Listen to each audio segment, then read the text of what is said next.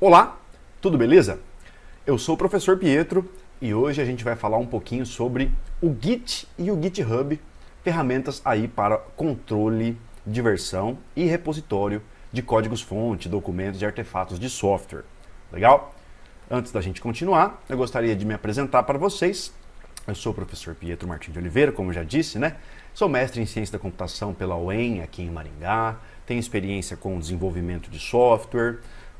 Sou professor, né? Desde aí de 2016, beleza? Desenvolvedor de sistemas desde 2007.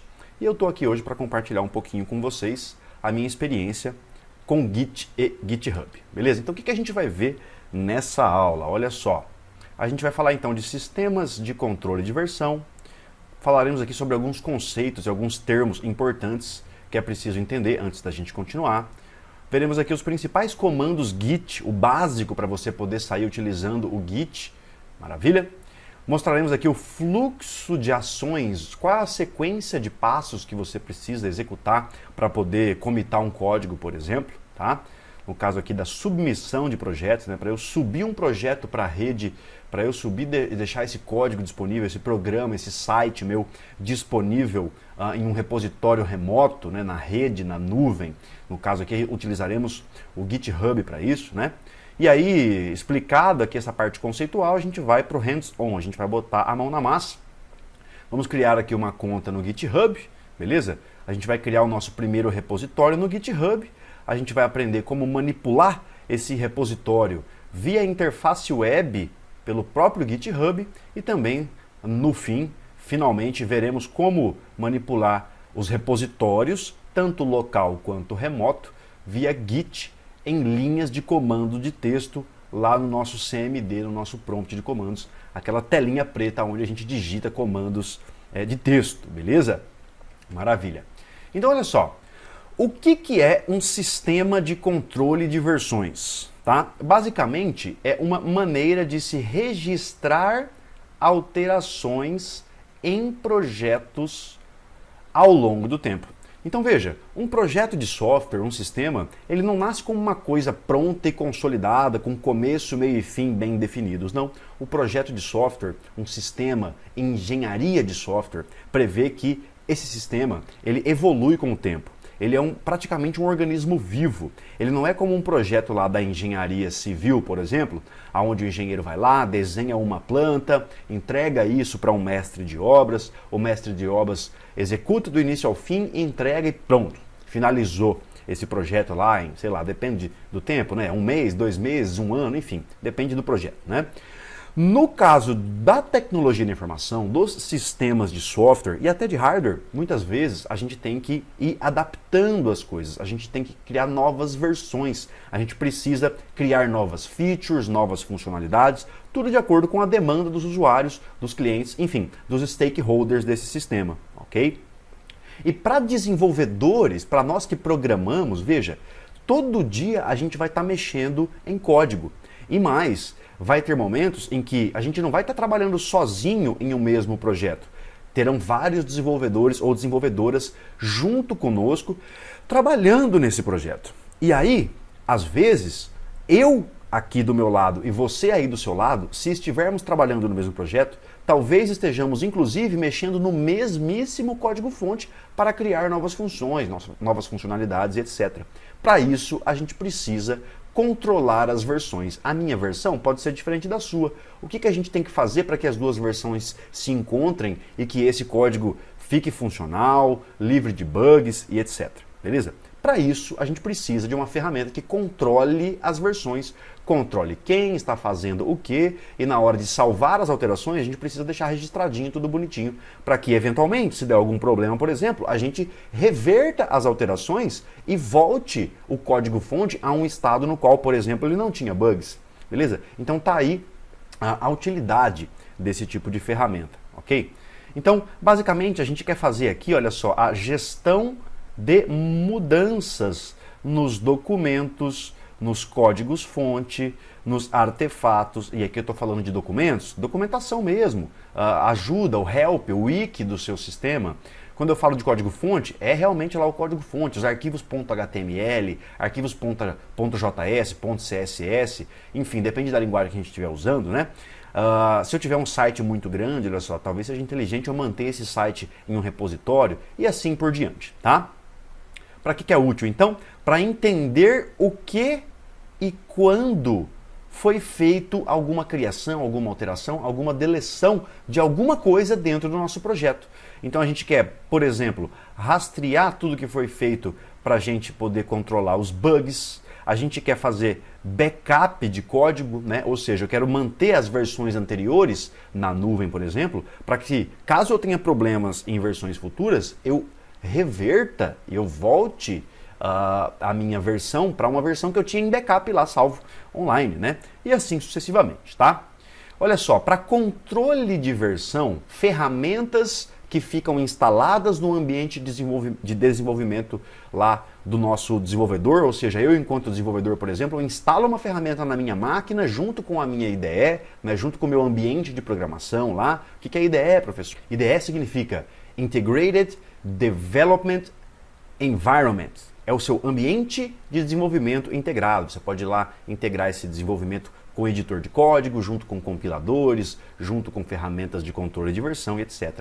Então, quando eu tenho o meu programa instalado, programa que escreve programas instalado, eu vou querer também ter um programa que controla as versões do que foi criado via código-fonte, tá? Basicamente isso. Então, essas ferramentas que eu instalo, existem várias, não existe só o Git. O Git é o que a gente vai trabalhar aqui nessa aula de hoje, tá? Mas existem outras, por exemplo, o Subversion, o SVN, famoso aí também, é uma outra ferramenta de controle de versões muito utilizadas em ambientes corporativos. Pode ser que a empresa que você venha a trabalhar no futuro, ela não use o GitHub e o Git, mas use o SVN, o Subversion, que é muito similar ao que o Git faz, tá bom?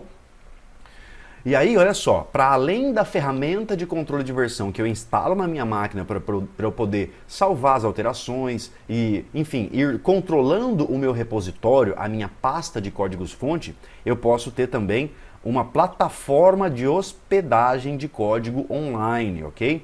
Então, olha só, para além dos backups que eu faço na minha máquina local desses códigos-fonte, eu posso querer também armazenar o que eu faço localmente na nuvem remotamente. E se eu tenho a possibilidade de salvar esses códigos remotamente na nuvem, eu posso depois trabalhar com colegas desenvolvedores na nuvem que também vão atualizar e vão trabalhar nesse código-fonte comigo em parceria, e essas pessoas podem estar em qualquer lugar do mundo. Veja só então a utilidade dos serviços de hospedagem de código, como por exemplo o Bitbucket, o SourceForge, o GitLab, e nós aqui utilizaremos o GitHub, ok? Que é um serviço gratuito, você pode ir lá hospedar a sua conta gratuitamente, tá? E é muito famoso por permitir aí, por dar vazão aos projetos de código aberto, os projetos open source. É muito comum que as pessoas que querem criar projetos open source ou que queiram trabalhar em projetos open source utilizem o GitHub como meio de salvar os códigos online, como repositório online, como um serviço de hospedagem de código, tá? Essa aqui então, olha só, é a logomarca do Git, né, que é a ferramenta de controle, ok? E o GitHub aqui, ó, é a ferramenta que vai permitir que a gente controle as versões, armazenando isso em códigos online. Beleza? Muito bem. Vamos para a próxima aqui então. Olha só, algumas coisas importantes que você precisa ter em mente quando você vai trabalhar com ferramentas de controle de versão. Tá? A primeira coisa são os diretórios e pastas. Quando eu falo diretório, quando eu falo pasta, talvez você não conheça esses nomes, mas quando você vai lá no seu Windows, clica com o botão direito lá no seu Windows Explorer, né, na janelinha lá de arquivos sua, e você pede para criar uma nova pasta. É disso que nós estamos falando, de diretórios ou pastas, ok? É um lugar, é uma organização lógica onde você pode salvar arquivos e outras pastas ali dentro para você poder organizar de fato o seu projeto, os seus arquivos, os seus documentos, enfim, tudo que você for fazer na sua máquina, no seu sistema operacional. No caso, pode ser o Windows, pode ser Mac, pode ser Linux, enfim, qualquer um deles permitem que a gente trabalhe com diretórios e pastas. Legal?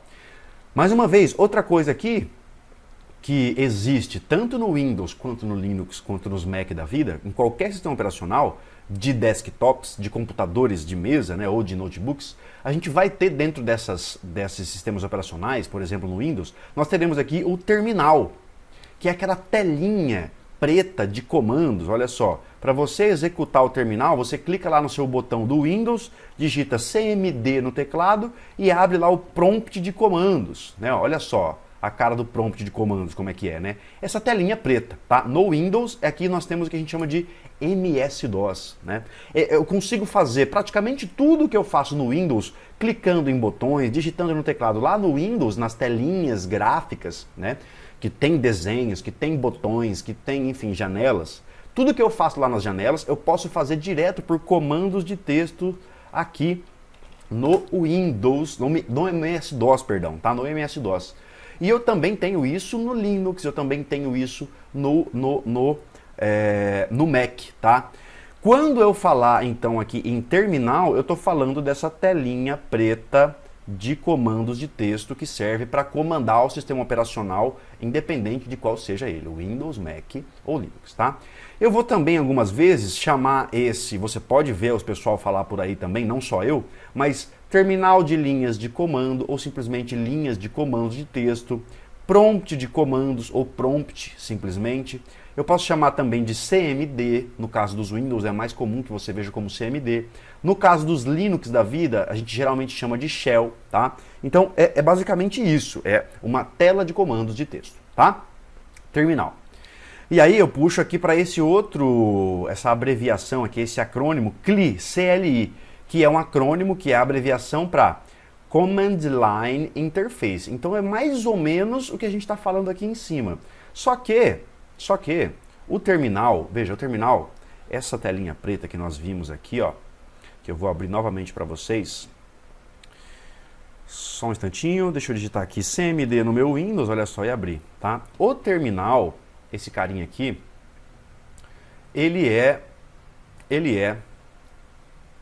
perdão, deixa eu só abrir de novo, isso. O terminal, ele é digamos assim, que a interface para que a gente utilize o Windows via comandos de texto. É o MS-DOS, tá? Command Line Interface aqui, ó, geralmente a gente usa para programas que rodam dentro desse prompt, ok? Então, o Git, por exemplo, ele é um programa. E ele é um programa que a gente vai rodar ele dentro do terminal, via uma Command Line Interface, ok? Via uma Command Line Interface. Então é disso que nós estamos falando aqui quando a gente fala em CLI.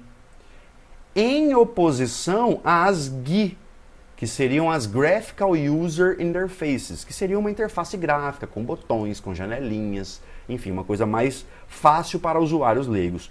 Como nós aqui somos desenvolvedores, a gente vai querer trabalhar com linhas de comando de texto, por quê? Primeiro porque no frigir dos ovos, ao longo do tempo, você vai perceber que é muito mais rápido trabalhar com linhas de comandos de texto. E em alguns momentos você simplesmente não vai ter a opção de ter janelas gráficas para trabalhar. Lá, por exemplo, quando você for acessar um servidor via AWS, quando você for acessar um servidor via serviços de cloud, você geralmente acessa o servidor por comandos de texto, por terminal, ok? Então, é bom que a gente se acostume com comandos de texto, beleza? Olha só, comandos de texto existem vários. A gente vai trabalhar aqui com o Windows hoje, né, com o MS-DOS. Mas no Unix, e no caso aqui, o Unix seria o formato para Linux e Mac, né? O Windows é o MS-DOS, veja. E o Unix é para Linux e Mac. Legal? Olha só, o que acontece? O comando mais importante que a gente vai ver nessa aula é o CD. E o CD, ele funciona tanto para quem está no Linux, quanto para quem está no Mac ou no Windows. Beleza? O CD significa Change Directory. Significa que via linhas de comando de texto, a gente vai querer mudar de pasta. Simplesmente isso, tá? Quando você vai lá no Windows, dá um duplo clique numa pasta e sai, por exemplo, da área de trabalho para uma pasta que você criou na área de trabalho, você está mudando de pasta com o mouse. Lá na linha de comando de texto, quando você dá um CD e digita o nome da pasta, você muda da pasta atual para a pasta que você colocou no comando, tá? A gente vai ver isso na prática. Outra coisa aqui, de novo, é o Integrated Development Environment, que é a IDE que nós já falamos aqui na aula anteriormente, né? Que vai ter lá geralmente o nosso editor de códigos-fonte para a gente poder digitar os nossos códigos dos programas ou dos sites, né? Vai ter lá um ambiente de programação que pode estar integrado, por exemplo, com compiladores, com ferramentas de controle de versão, com ferramentas de formatação de código, enfim. É um programa para criar programas, né? A nossa IDE aí. E a IDE que nós trabalharemos aqui, que nós usaremos, é o VS Code, é o Visual Studio Code. Se você não conhece o VS Code, dá uma googlada lá no VS Code e já baixa ele, já instala na sua máquina para você ir se familiarizando com essa ferramenta, tá? Outra coisa que a gente precisa entender o que é aqui é o tal do repositório, ok? O repositório, ele é a pasta, basicamente, vou chamar de pasta. É uma pasta onde o projeto de software está mantido, é a pasta raiz do projeto de software, tá? Nós teremos aqui basicamente dois tipos de repositórios. O repositório local, que está na nossa máquina, que está no nosso Windows aqui localmente, sem estar conectado necessariamente com a nuvem, ok?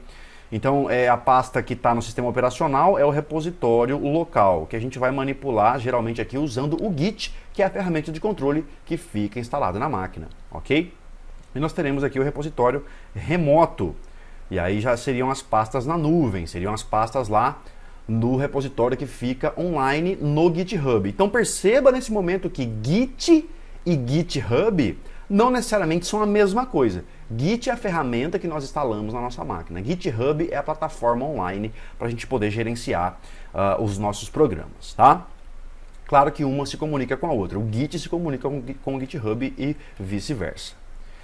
Comandos Git importantes aqui para nós. O primeiro deles é o init, que a gente precisa digitar quando a gente vai criar o projeto para poder dizer para o Git, olha só, estamos criando um novo projeto de software nessa pasta, portanto, a partir de agora, poderemos querer controlar as versões, ou as inserções, ou as deleções, ou as criações, alterações, enfim, modificações em qualquer pasta, arquivo, que estiver aqui nessa pasta, que estiver aqui nesse projeto, nesse repositório. Então o init, geralmente ele é obrigatório para quando a gente está criando um projeto do zero, tá?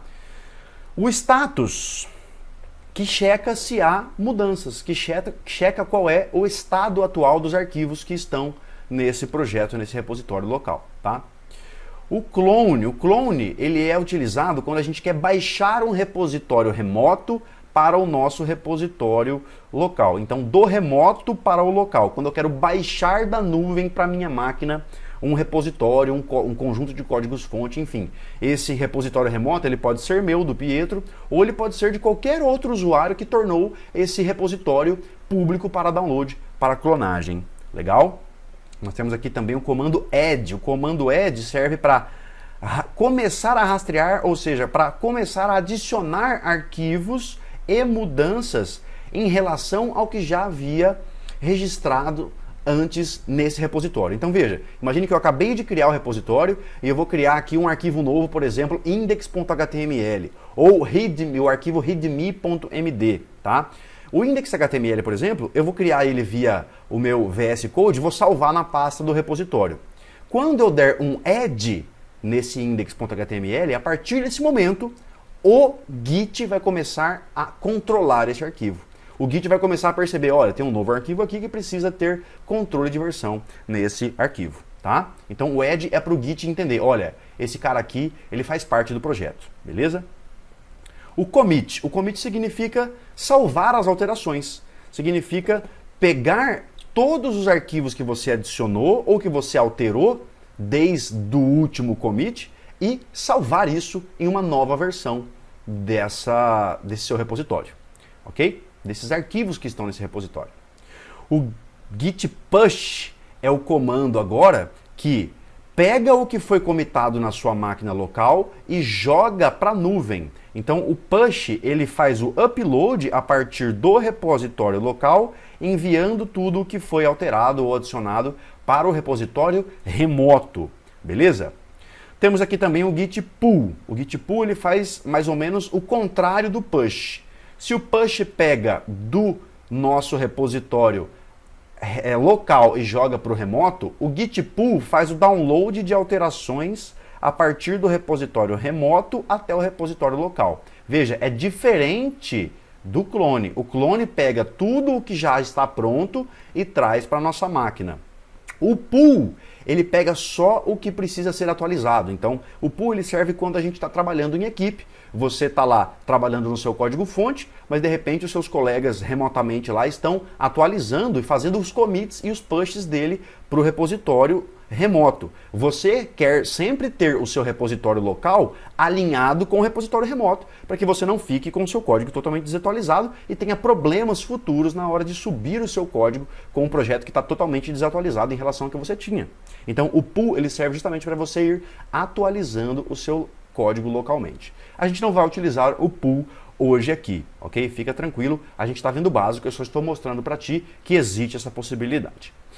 Maravilha? Então olha só, a gente vai partir aqui já já para o hands-on, a gente vai colocar a mão na massa já já, tá? Mas eu vou mostrar para vocês aqui o fluxo básico de ações que a gente precisa executar com o Git e com o GitHub para que a gente submeta novos projetos e novos arquivos para as novas versões do nosso projeto. Ou seja, a gente vai querer agora que o nosso projeto seja controlado por o Git e pelo GitHub, para que a gente tenha o controle de versões, ok? E mais, o GitHub ele vai servir para você que é programador iniciante ou para que você no futuro como programador experiente, para que você prove, para que você mostre para os contratantes, para as empresas, para os headhunters, que você tem estudo, que você tem produção, que você com frequência está publicando códigos e que você tem um portfólio de projetos nos quais você já trabalhou e nos quais você já publicou isso online. Legal?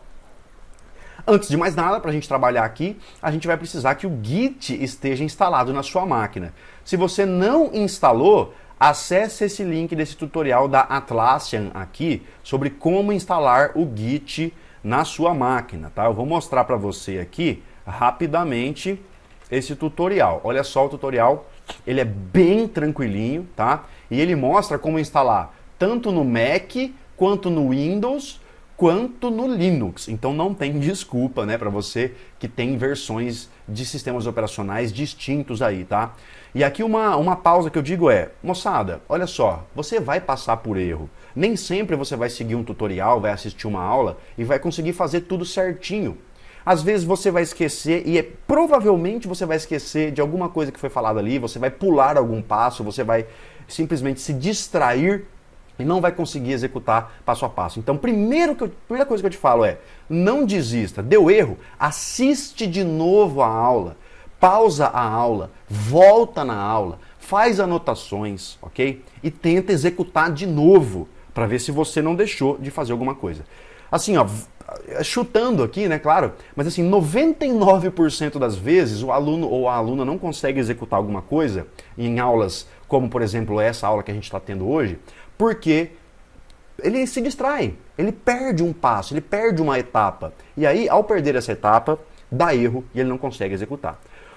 Por outro lado, vão ter situações onde o erro aconteceu realmente por incompatibilidade, por causa da versão do seu software, enfim, por problemas diversos específicos do seu ambiente de programação aí. Então aí, o que você vai ter que fazer? Infelizmente, você pode até querer perguntar para os seus colegas, perguntar para os seus professores, mas infelizmente, provavelmente eles vão ter dificuldade de te ajudar, porque o erro ele está acontecendo contigo, no seu ambiente específico.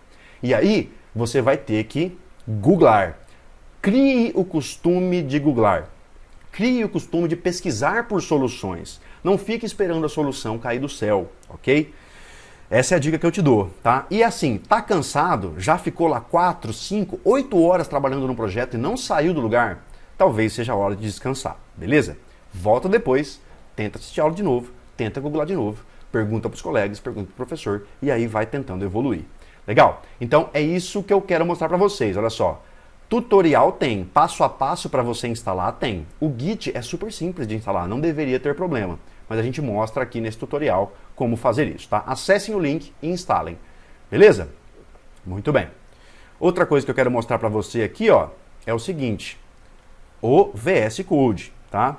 O VS Code está disponível para download aqui no site da Microsoft, code.visualstudio.com/download. Instala o VS Code, porque a gente vai precisar para trabalhar aqui nessa aula. Belezinha? Desculpa pelo pela garganta. E aí vamos, olha só, entender aqui o fluxo básico de ações. A primeira coisa quando eu estou criando um projeto do zero eu crio a pasta dele na minha máquina. Legal? Criei a pasta dele na minha máquina, eu vou fazer o quê? Eu vou dar um git init. Quando eu dei um git init, a pasta oculta .git será criada lá na pasta raiz do projeto, tá? A partir daí eu posso criar o meu código-fonte. Entro no meu VS Code e digito os meus códigos, vou digitando, vou criando, beleza?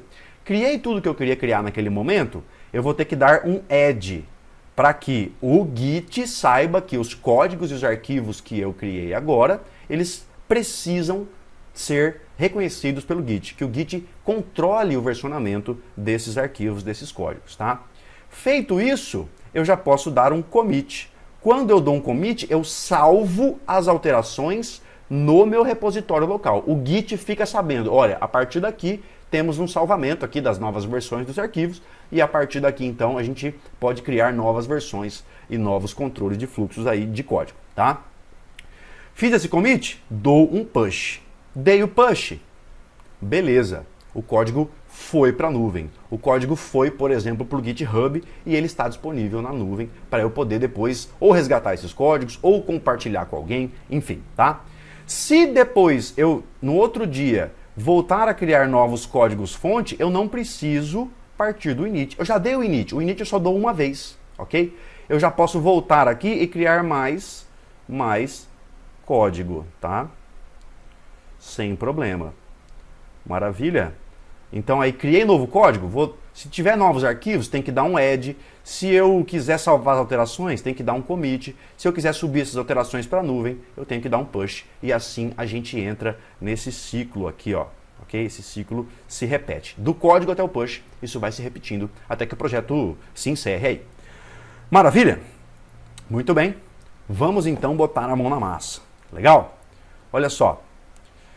Se você não tem o Visual Studio instalado, recomendo, dá uma olhadinha aqui no site, entra aqui, tem lá como baixar, olha só, para o Windows, para o Linux, para o Mac e assim sucessivamente. Maravilha? Fiquem à vontade para instalar o Visual Studio Code. Com o Visual Studio Code instalado, a gente vai poder daqui a pouco brincar um pouco com o código-fonte. Antes disso, é interessante que você faça o quê? Que você crie a sua conta no GitHub. Então vai lá, github.com, beleza? Você vai logar. Eu, no caso, já tenho uma conta. Se você não tiver uma conta, você clica aqui em Sign Up, ok? E coloca lá suas informações. Olha, tá pedindo para informar um e-mail, eu digitaria aqui um e-mail, beleza? Ó, esse aqui já existe, então eu vou colocar o meu outro e-mail aqui, ó. Prof. Pietro Martins. Pronto, ó, aqui ele vai deixar. Beleza? Eu coloco uma senha lá, qualquer, ok? Enfim. E aí você vai seguindo o bonde e vai criando a sua... Enfim, cria a sua conta, tá? Criou a tua conta? Maravilha. Você pode logar na sua conta. Logando na conta, eu vou logar na minha conta aqui. Fechou? Beleza. Loguei na minha conta, olha só. Eu tenho a opção de criar um novo repositório. Olha só, na página inicial aqui da minha conta, eu já posso clicar nesse New aqui para criar um novo repositório. Ou eu clico lá no maisinho, ó, em New Repository. Tanto faz, tá? Vou clicar aqui e vou criar um novo repositório online. Então, esse novo repositório online, eu vou chamar aqui de aula Git, tá? É o repositório da nossa aula sobre Git. Não vou mexer em nada que tem aqui, ó, ok? Vou deixar o repositório público, ó. Qualquer um com acesso na internet pode acessar o repositório, tá? E aí, eu que sou o dono do repositório, escolho quem é que pode fazer um commit nesse meu projeto. Ou eu poderia simplesmente tornar o projeto privado e aí eu sairia adicionando quem é que pode ter acesso a esse repositório e tal, tá? Eu poderia já clicar aqui para ele adicionar um arquivo README. O que é o arquivo README, professor? README file é o arquivo README, é o arquivo leia-me, que geralmente todos os softwares têm para orientar a galera que está usando esse software sobre o que o software faz, como faz, informações, descrições sobre o software, enfim. O arquivo README, ele é muito comum, ele já dá essa opção para a gente criar isso aqui automaticamente. Não vou criar, tá? Não vou criar, eu vou simplesmente clicar aqui em Create Repository, aula Git. criei o meu repositório. Ó, ele me joga para essa tela. Ó. O que ele fala nessa tela aqui? Ah, professor, está em inglês, não entendo. Você pode clicar aqui, ó, e traduzir para o português. Eu não vou fazer isso, tá?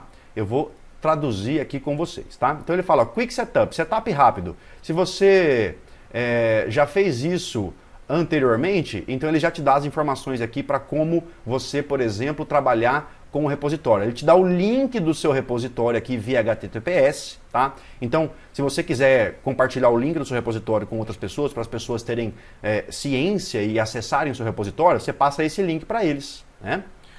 Beleza? Ou você pode criar um repositório via linhas de comando. Então ele ensina você, ó, para dar um init, ó, ele te ensina a criar o readme, ok? Ele te ensina a dar um commit, ele te ensina a mudar de branch. A gente vai falar de branch em outro momento, não nessa aula, tá? Ele te ensina a conectar o seu Git com o seu repositório no GitHub. Ele te ensina a dar o push, ok?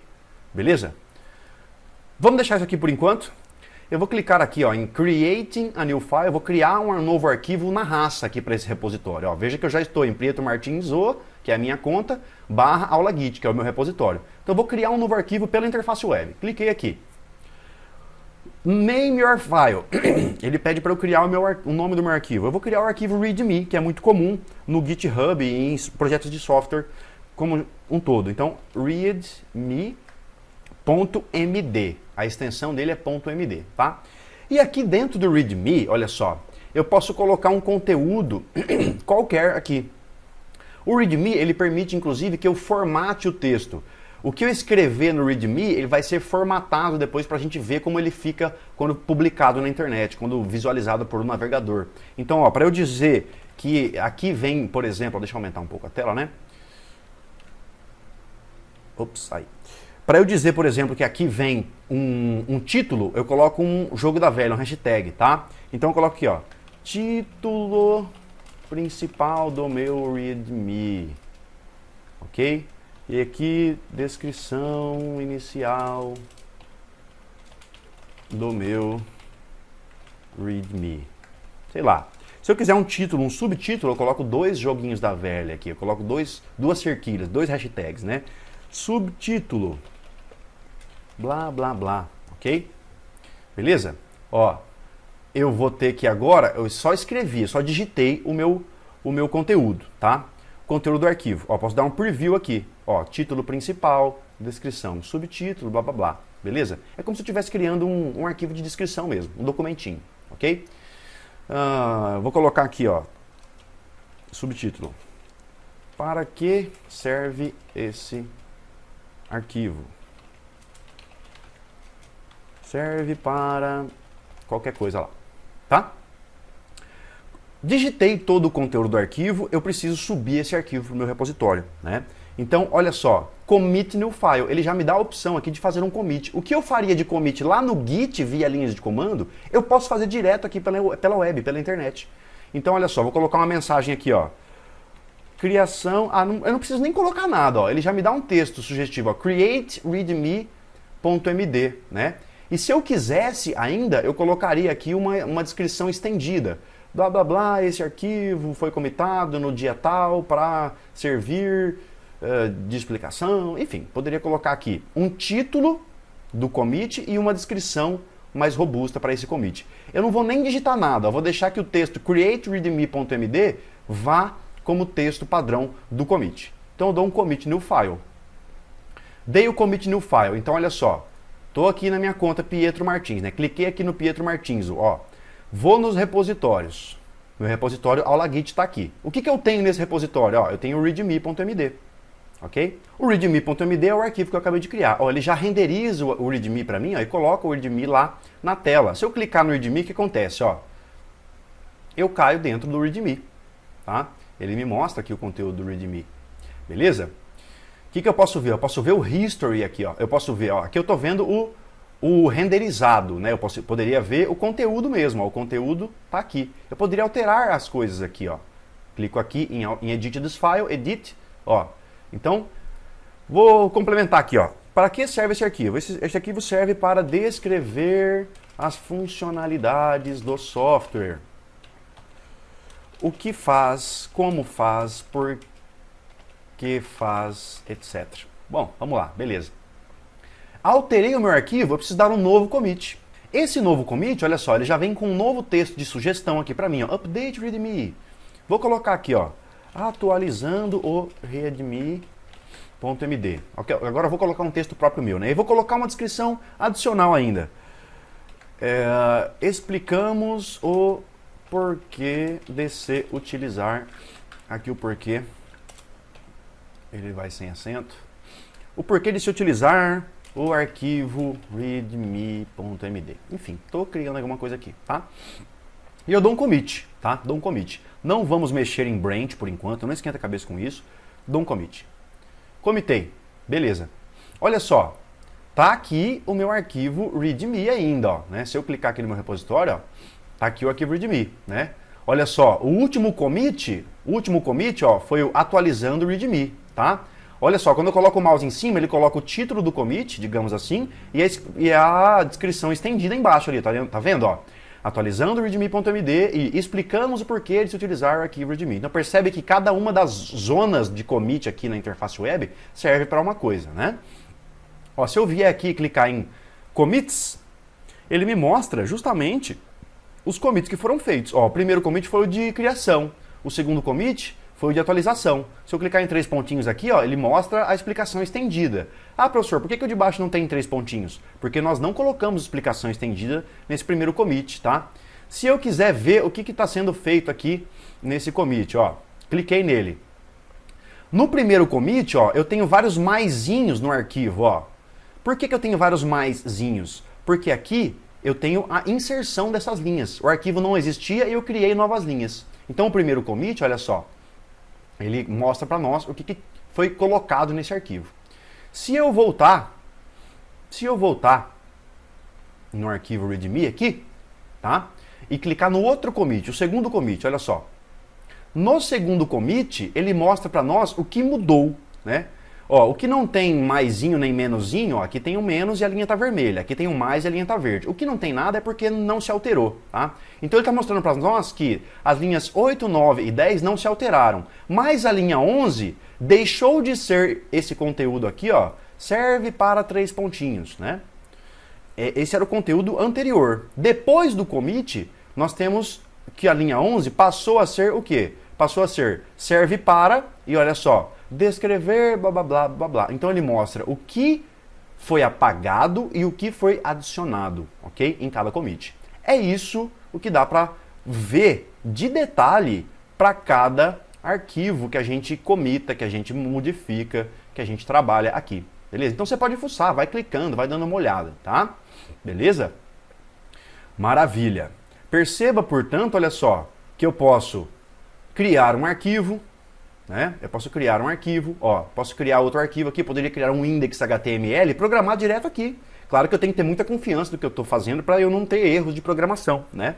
Eu posso fazer upload de arquivos, ó, posso clicar aqui e eu posso adicionar arquivos do meu Windows. Eu vou lá e arrasto os meus arquivos do Windows para cá, coloco o texto de commit aqui e adiciono esse arquivo do Windows, faço o upload da minha máquina para a nuvem, beleza? Então existem as possibilidades da gente trabalhar diretamente na interface web aqui, ok? O problema é que pela interface web a coisa é mais lenta, pela interface web a gente depende de conexão com a internet, né? Por enquanto aqui, pelo menos para subir para o repositório remoto a gente vai depender disso, então não é recomendado, é mais lento, beleza?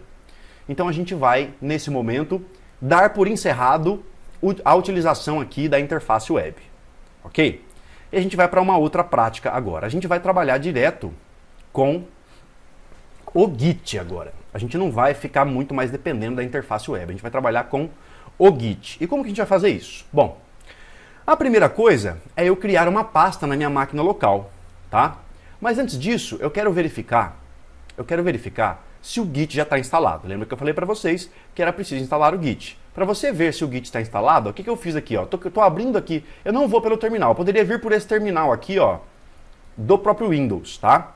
Eu vou fechar esse cara, vou abrir o meu Visual Studio Code e vou trabalhar direto no Visual Studio Code. Eu clico aqui em novo terminal, beleza? Ó, ele abriu um CMD para mim aqui, ok? Se você tiver outros terminais instalados na sua máquina, como o PowerShell, como o Git Bash, enfim, qualquer outro terminal você pode usar. Eu vou usar o CMD padrão do Windows, tá?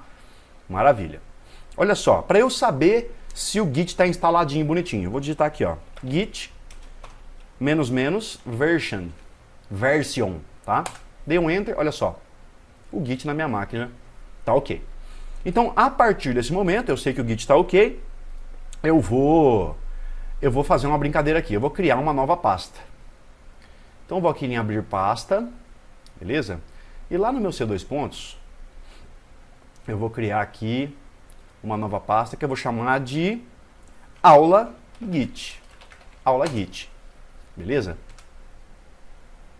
A minha aula Git vai ser a pasta que eu vou trabalhar. Ele está perguntando aqui se eu confio. Eu confio sim, porque eu sou o próprio desenvolvedor, né? Então é uma questão de segurança aqui do próprio Visual Studio Code, pode mandar bala, tá? Então eu estou com a pasta aberta aqui. Maravilha? O que eu vou fazer agora? Eu preciso de um terminalzinho aberto aqui, então deixa o terminalzinho aberto ali, ó, e ele já me joga para a pasta que está aberta também aqui no editor de texto, ok? Então olha só, no terminal, veja gente, esse terminal aqui é como se fosse um terminal desse, ó. Não estamos com o terminal do próprio Windows, destacadamente, mas estamos com o terminal do próprio Windows no Visual Studio aqui, para ficar mais fácil para a gente trabalhar, ok? Então eu vou fazer o que agora? Olha só, vejam que nós temos o nosso repositório aqui, aula Git, né? Eu vou fazer o que, ó? Eu vou vir aqui em Code e, ó, ele me dá aqui no clone ele me dá o endereço, olha só. Ele me dá o endereço que eu preciso informar para o Git, para que o Git baixe do GitHub tudo que tem nesse meu repositório. Então eu vou clonar esse repositório. Clico aqui, ó, em Code, copio o endereço aqui via HTTPS, daria para fazer via SSH e etc. Mas nós vamos de HTTPS, que é mais simples. Maravilha? Eu quero facilitar a vida de vocês. Então aqui eu vou dar um git clone, ok? E eu dou aqui um Ctrl V. Clico com o botão direito do mouse e ele já me traz esse endereço. Se eu der um Ctrl V, funciona? Funciona também. Tá? Mas é recomendável que você não use Ctrl C, Ctrl V no terminal, porque às vezes ele tem função distinta. Então se você clicar com o botão direito do mouse, o que você copiou lá, certo? Eu tinha copiado aqui, ó. Copiei. Dei um Ctrl C nisso aqui, né? Copiei. Quando eu venho aqui no meu terminal, ó, e clico com o botão direito do mouse, ó, ele me traz o que eu copiei, tá? Muito bem. Dei um Enter. Estou clonando. Clonei, olha só. Clonei tudo o que eu queria. O que eu posso fazer aqui? Eu posso dar um comando dir do CMD para ver como que está a minha pasta, ó. Então a minha pasta lá, ela tem, dentro dela, ela tem uma pasta aula Git, que é o repositório que eu acabei de clonar. E dentro do aula Git, olha quem que eu tenho aqui, ó. Eu tenho justamente o readme. Eu tenho o readme, tá? Ó, se eu clicar aqui no canto superior direito, é que a minha câmera pode atrapalhar vocês aqui no Visual Studio Code, né? Deixa eu jogar o Visual Studio Code, ó, um pouco mais para a direita, olha só. Se você clicar aqui, ó, deixa eu fazer diferente. Olha só, o nosso código, ele estava assim, ó. Deixa eu fechar aqui, fechar tudo. Ó, quando eu cliquei no readme, ele mostra o código do readme, tá? Se eu clicar aqui, ó, em abrir visualização, ele mostra a renderização desse cara para mim, beleza? Então clique aí na renderização e já veja, assim como a gente veria, aonde, gente, ó? Como a gente veria aqui no navegador, tá? Isso aqui é o readme renderizado para nós, muito bem. É o readme já produzido, já formatado bonitinho. Aqui eu tenho o código do readme, aqui eu tenho o resultado dele. Então tá aqui, ó, tá? Se eu for lá no Windows, ó, e eu for no meu C2 pontos, deixa eu acessar o C2 pontos para vocês verem aqui, ó. Então aqui, se eu vier no Windows e acessar o C2 pontos, ó, eu tenho aqui a minha aula Git, e dentro da aula Git tem um repositório aula Git também, ok? E aqui, olha só, tem uma pasta .git, uma pasta oculta. Essa pasta aqui, ela tem as configurações, os metadados, enfim, do Git para controlar tudo aquilo que você está fazendo na pasta aula Git. Beleza? Muito bem. Belezinha? Então tá. Olha só.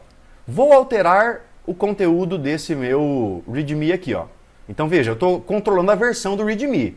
Lá pela interface web nós já fizemos 2 commits, o de criação e de alteração. Agora a gente vai alterar de novo.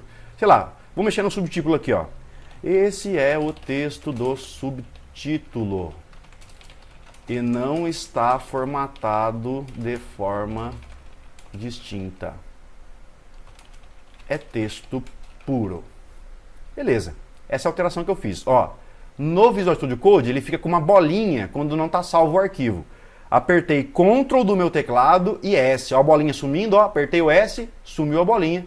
O arquivo está salvo, ok? O arquivo está salvo. E mais, como eu estou com esta pasta aqui inicializada pelo GitHub, pelo Git, perdão, ele já coloca um M aqui de modified. Esse arquivo readme.md foi modificado e o Visual Studio Code já detecta isso pra gente. Agora, eu posso também controlar isso via Git. Como que eu sei via Git que tem alterações que foram feitas aqui? Eu dou um git status aqui no meu terminal, ó. Git status. Ops, eu tenho que mudar de pasta. Vejam, aqui eu estou na pasta raiz do meu C2 pontos. O meu repositório, ele está dentro da outra pasta. Se eu der um dir, olha só, existe ainda dentro dessa pasta aula Git uma outra pasta aula Git, que essa sim, essa pasta de dentro é o repositório que eu baixei da net. Ok? Então eu vou dar aqui um cd aula Git. Beleza, agora sim, ó. Tá lá o arquivo readme. Então essa sim é a pasta controlada pelo GitHub. Agora sim, ó. Se eu der um git status, agora sim ele mostra, ó. Leiam, gente, leiam as coisas. Olha só. Digitei git status, olha o retorno que o git me devolve via terminal. Olha o que a linha de comando me devolve, ó. Você está no branch main, our branch is up to date with origin main. Então ele está mostrando aqui que o nosso branch, o nosso galho de publicação é o principal. Não se preocupe com isso de novo, ele só está mostrando aqui que você está publicando na versão principal, digamos assim, dos seus códigos, tá? E ele mostra aqui, ó, changes not stated for commit, mudanças que ainda não foram colocadas aqui para o commit, tá? Olha só, ele mostra aqui que foi modificado o arquivo readme.md, tá? E ele coloca aqui, ó, no changes added to commit. Use git add or git commit -a. Então ele já te diz, inclusive, o que você pode fazer para resolver esse problema, tá? Então a gente vai fazer aqui, ó, um git add, tá? Tô seguindo aquele fluxograma que eu mostrei para vocês lá na aula via slides, tá? Antes de a gente entrar no hands-on aqui, eu mostrei para vocês o passo a passo que a gente teria que fazer. Eu não fiz um init aqui, por quê? Porque eu clonei esse código. Tá? Então eu não precisei dar um init. O clone já trouxe a inicialização da pasta aula Git para nós como repositório local. Então eu alterei o arquivo, vou dar um git add, né? Eu poderia fazer o quê? Eu poderia simplesmente digitar aqui, ó, readme.md, para eu adicionar o readme. Só que se eu tivesse criado vários outros arquivos, se eu tivesse criado, por exemplo, aqui, ó, vamos lá, vou criar um arquivo novo aqui, ó. Antes de dar o add, eu vou fazer o seguinte, eu vou criar um arquivo novo aqui, ó. Na minha pasta interna aula Git aqui, ó, eu vou criar um arquivo index.html. Beleza? Esse arquivo index.html, ó, ele já vai ter toda a sua estrutura base e eu vou colocar aqui, ó, uma div. Não, eu vou colocar diferente, ó, vou colocar uma div, vou colocar aqui, ó, h1 texto, vamos lá, hello world, tá? Vou fechar esse cara aqui. Hello world, salvei o index, tá? Salvei o index. Se eu quiser visualizar o index, clico lá na visualização, tá aqui o hello world, né? Então olha só, se eu der mais um git status aqui, ó,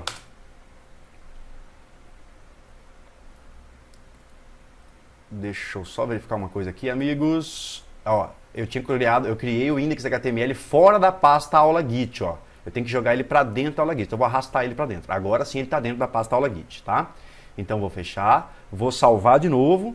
Salvei. Ó, ele coloca a letra U para mim aqui, de untracked, ok? Esse arquivo ele foi adicionado, mas o Git ainda não sabe que ele faz parte do projeto. Se eu der agora de novo, agora sim um Git status, então toma cuidado com o local na onde o seu index.html foi criado, tá? Quando eu criei aqui, ó, eu acabei criando na pasta aula Git de fora e não na de dentro. É a pasta aula Git de dentro que está sendo controlada pelo Git. Então o meu index.html que eu criei aqui tem que estar ali dentro, se eu quiser que esse arquivo seja controlado pelo Git, tá? Então olha só, quando eu dei um novo Git status, olha só, ele me mostrou já o readme que já havia sido modificado, ele adicionou o index.html aqui, ó, como sendo um arquivo não rastreado, untracked. E o próprio Visual Studio Code já fez isso para nós, ele mostrou para nós lá que isso também estava ocorrendo via própria IDE. Então agora o que eu posso fazer? Eu posso dar um git add no readme individualmente, aí eu poderia depois dar um outro add no index.html individualmente, mas veja, imagina que eu tenho 300 arquivos novos que eu criei. Eu vou sair dando git add para cada um deles? Não faz sentido. Então eu só dou um git add ponto. O git add ponto, olha só, ele vai adicionar tudo o que for preciso, tá? Então, para eu saber se tá dando tudo certo até então, eu dou de novo um git status. Quando eu dou um git status, olha só, ele fala, ó, changes to be committed. As modificações prontas para serem comitadas. E ele mostra que o arquivo readme foi modificado e o arquivo index.html é um novo arquivo. Beleza? Maravilha? Então, quando eu dei o commit, eu já, olha, quando eu dei o add, eu já posso fazer o commit, tá? E o commit eu vou fazer assim, ó, git commit -m. Esse "-m" aqui, ó, ele está relacionado àquela mensagem. Quer ver? Ó, deixa eu clicar para criar um novo arquivo aqui. Lembra que a gente tinha mensagens aqui, ó? Essa mensagem de título do commit, ela vai justamente aqui dentro das aspas. Então, por exemplo, aqui eu estou fazendo a modificação. Vou colocar aqui, modif readme.md e adicionei o index.html. Beleza? Vou dar esse commit assim mesmo.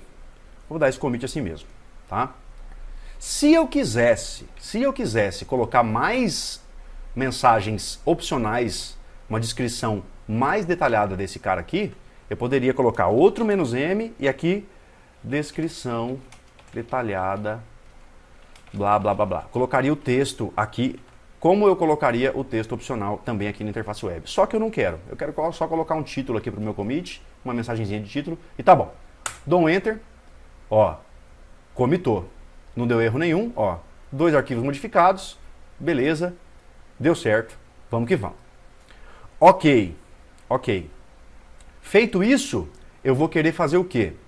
Eu vou querer colocar isso no repositório online, porque o commit ele salva localmente na minha máquina, salva na minha pasta lá.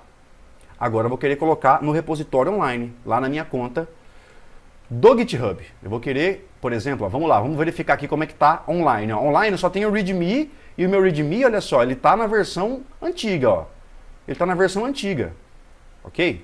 A minha versão nova do readme, olha só, tem um monte de coisa nova, legal? E mais, eu tenho um novo arquivo. Eu tenho um arquivo aqui, hello world. Eu tenho um arquivo aqui, perdão, index.html com um hello world ali dentro. Tá? Então, quando eu der o push, eu vou subir isso para a net. Vou subir para a nuvem, vou subir para a rede. Vou subir para o GitHub. Então vamos lá, para a gente fazer o push, já temos o commit, vamos fazer o push. O push é o seguinte, eu vou dar um git push. O origin seria o repositório de origem, tá? Ele já, como a gente já deu um clone, ele já fez isso, já configurou pra gente. A gente só basta colocar esse parâmetro origin aí, ok? E aí depois a gente tem que dizer para onde é que a gente está enviando, para qual branch, para qual versão. A gente vai mandar para a principal, que é o main, ok? Como que eu sei qual é o meu branch, professor? Então, de novo, não esquente a cabeça com isso, mas lá no seu repositório vai ter lá branch. O branch que você tem é o único, é o principal. É a versão principal dos seus códigos fonte, tá? Então, se eu der um git push origin main, ele vai agora fazer o quê? Tá?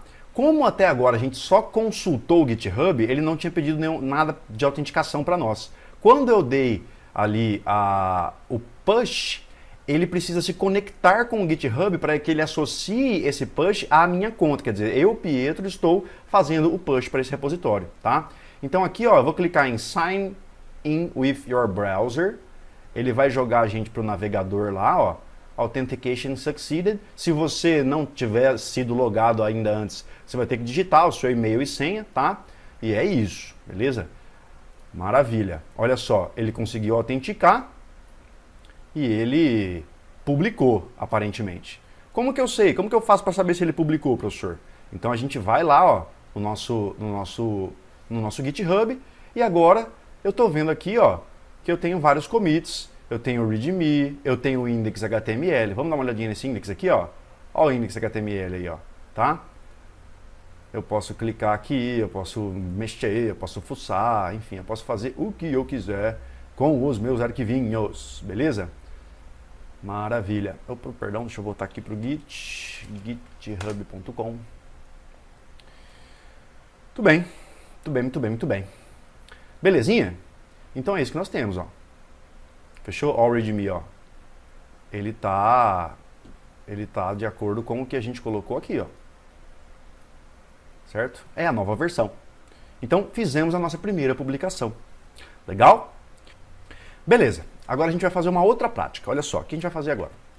A gente vai vir aqui e vai criar um novo repositório. Novo repositório. Façam aí como exercício. Então, vou chamar de exercício Git. Façam aí também. Testem aí. Vamos lá. Criei um novo repositório. Beleza, não vou mudar nada. Deixa ali.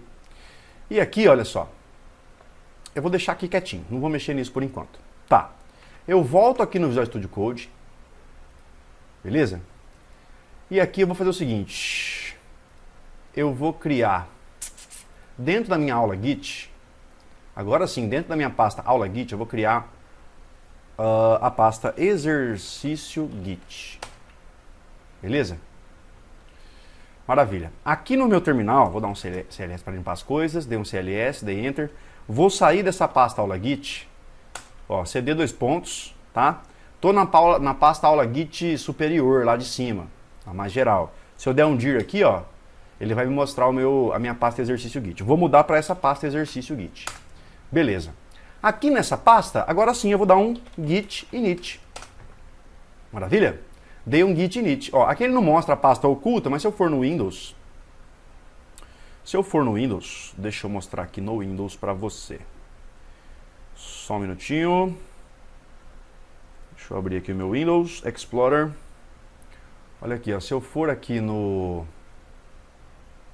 meu C2 pontos, aqui na minha aula Git, exercício Git, ó, tá lá, a minha pasta .git foi criada, né? Então, quando eu dei um init, a pasta .git foi criada e os metadados ali para o Git controlar a minha vida já estão prontos. Então, beleza, dei um init. Vou aqui dentro agora, cliquei aqui, ó, cliquei e dou um maisinho aqui no novo arquivo. Criei um novo readme.md, tá? Vou fechar todos os readmes aqui e vou ficar com o readme recém-criado. Esse cara aqui, vamos lá, vou criar aqui, ó, novo readme.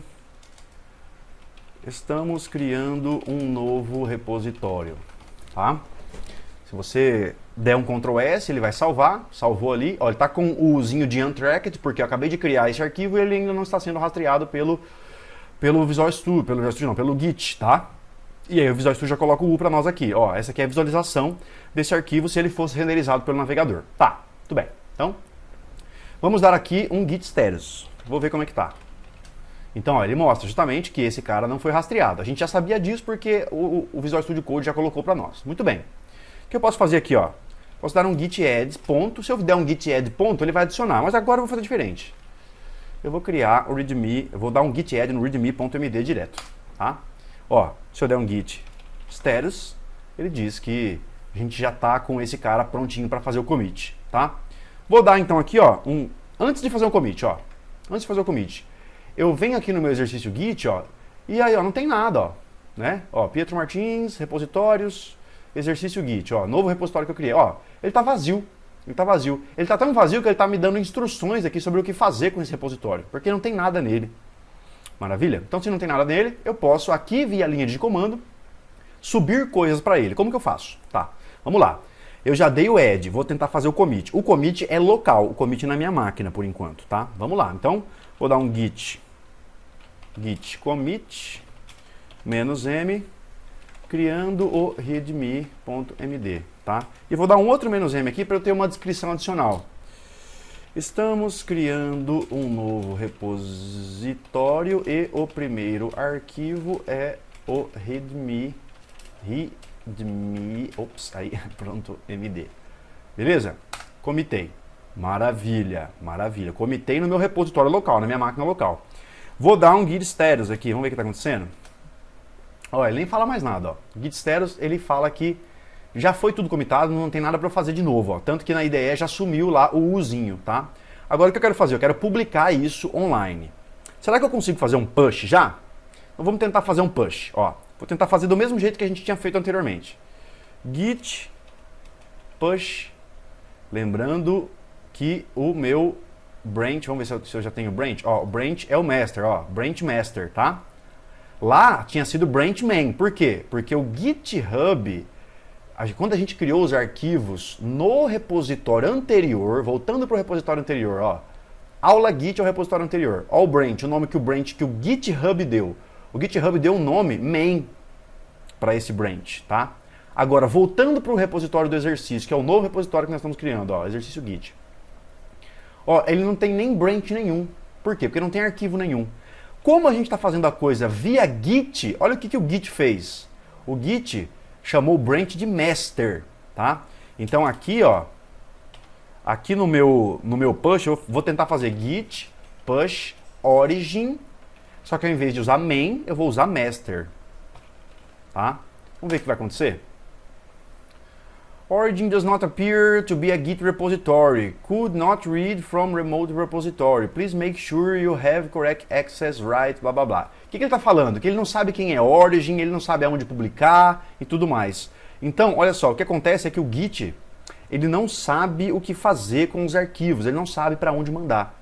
Então a gente vai ter que dar uma solução para isso, que é informar para o Git o seguinte, para onde é que esse cara tem que mandar o arquivo readme.md. Quem é o repositório remoto? E aí eu faço um git remote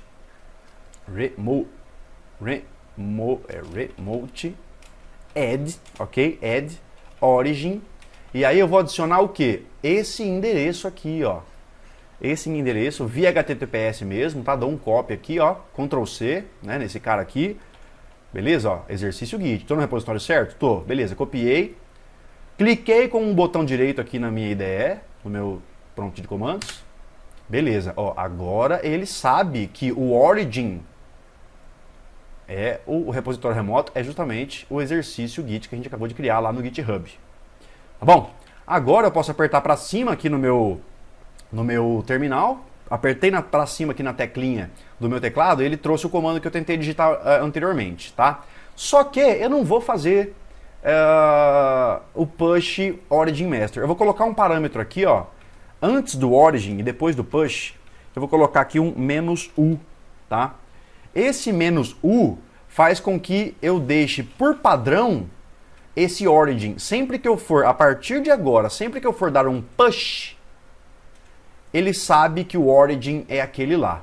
Tá? E eu não preciso mais ficar digitando git push origin master. Eu posso estar, a partir de agora, que eu já coloquei o "-u" ali, eu posso, sempre que eu for criar um troço novo, eu posso dar git push e pronto. Vamos ver se esse push funcionou? Vamos tentar ver lá. Olha só. Exercício git. Ó, já mudou de cara. Ó o branch aqui, ó. O branch agora é master. Por quê? Porque quem criou foi o Git, não o GitHub. O GitHub, por padrão, cria main.